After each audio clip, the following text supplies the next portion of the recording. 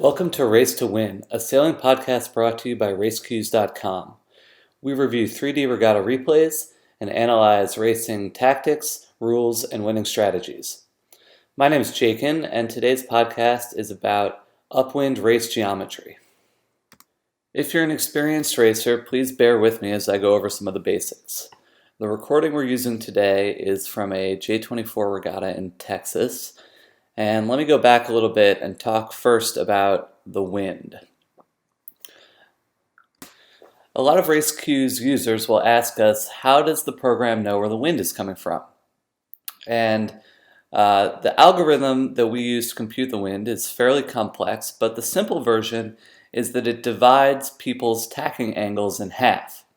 So if somebody is sailing along at 315 degrees and then they tack to 45 degrees, which is a 90-degree tack, we can guess that the wind is probably at about 0 or true north. What's more, we have this data from all of the boats on the race course, so we can average out that data to figure out where the wind is coming from and even tell where the shifts are. You'll see here that I'm clicking on various tacks, which appear as those white dots, and it's showing different tacking angles. So that one was 100 degrees, which is a totally plausible tacking angle for a J24 in lighter air. And let me switch boats here. And you'll see that this person is got a tacking angle of 90 degrees.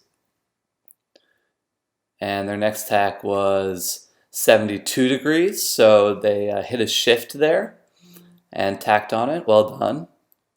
And this one's 82 degrees, so they hit another shift. So by taking all of those tacks, we can really get a very clear picture of where exactly the wind was at any given time during the race. Okay, so now that we know where the wind is, let's talk about ley lines a little bit. Most of you probably know that the ley line is two hypothetical lines that come out of the mark that represent where you have to tack in order to fetch the mark without tacking again. You can see that the RaceCues interface displays two ley lines. Now in a second you're going to see the ley line get much wider, right about there. Okay, so let's talk about what can do that.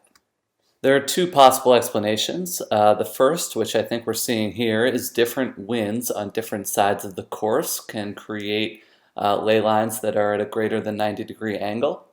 The second possibility is that the wind became much lighter, which changes the angle that the boats are sailing at relative to the wind and might make the ley lines quite a bit wider.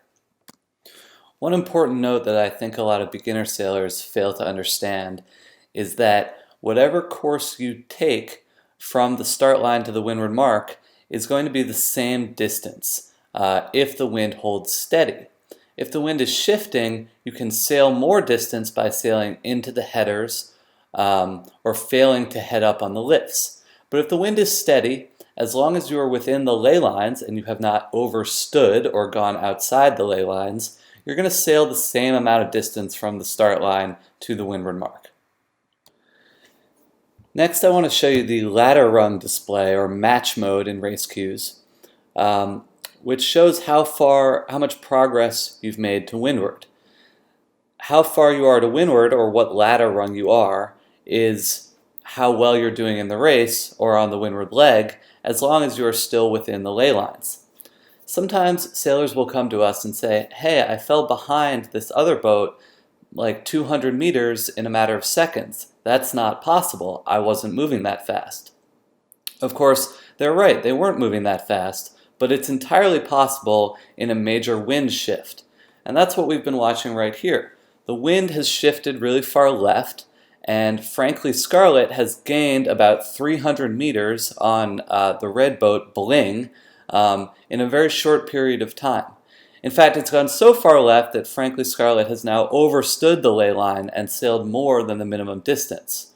Of course, Bling is totally screwed out on the right.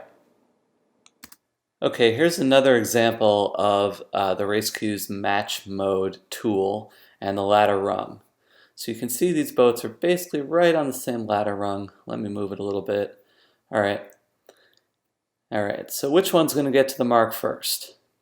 They're on the same ladder rung, That one tacks on the ley line, and they basically get to the mark at the exact same time. Okay, let's watch it again, and I'll talk a little bit more about the ladder rung. Remember, the ladder rung is always perpendicular to the wind. So as long as you are within the ley lines, the farther up the ladder you are, the better you're doing.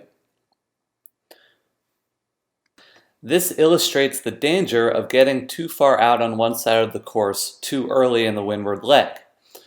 When you do that, it's called building leverage.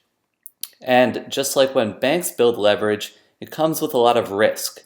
So Bling went way far out on the right side of the course and built a ton of leverage on the fleet. If the wind had gone right instead of left, they would have been in first place. But it went left instead of right, and now they're in dead last. The other risk of going way out to one side early in a windward leg is that if a big shift comes, you can end up overstood and thus sailing more than the minimum distance, as Frankly Scarlet does here. Alright, that's it for today's podcast. Thank you for tuning in to the Race to Win podcast brought to you by RaceQs.